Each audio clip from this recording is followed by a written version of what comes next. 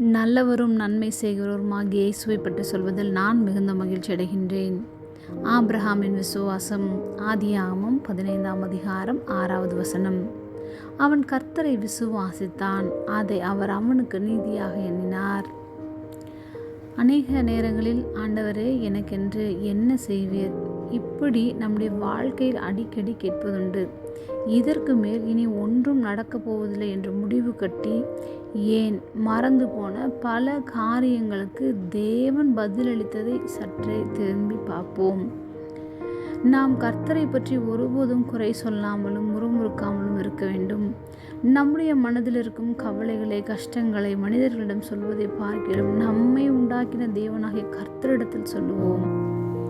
Abraham தன்னுடைய எதிர்பார்ப்புகளை, தேவைகளை தேவனிடத்தில் தெரியப்படுத்துகின்றான். ஆபிரகாமுக்கு பிள்ளை இல்லாதிருந்தது. அவனுக்கும் அவனுடைய மனைவி சாராளுக்கும் வயதாகிவிட்டது. எவ்வளவோ ஆஸ்திகள், ஐஸ்வர்யங்கள், வேலைக்காரர்கள் இருந்தாலும் தனக்கென்று ஒரு பிள்ளை இல்லை என்ற ஒரு பெரிய ஏக்கமே இருந்தது. ஆபிரகாமிடம் நான் சர்வ வல்லமை உள்ள தேவன் என்ற நாமத்தில் தம்மை தேவன் வெளிப்படுத்தினார். நீங்கள் என்ன வாக்குறுதிக்காக காத்திருக்கிறீர்கள்?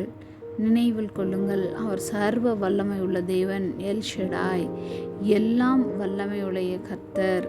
அவர் போதுமானவர். நம்மால் செய்ய முடியாததை அவர் நமக்கு செய்து முடிக்க வல்லமை உள்ளவராக இருக்கின்றார். ஆபிரகாமுக்கு பிள்ளையை கொடுத்து பெயரை பெருமைப்படுத்தி ஆசீர்வதித்தவர் இன்றும் உங்கள் விசுவாசத்தை பெருக செய்து உங்கள் பெயரை பெருமைப்படுத்தி உங்களுக்கு பிள்ளையை கொடுத்து உங்களை மகிழ செய்வார்.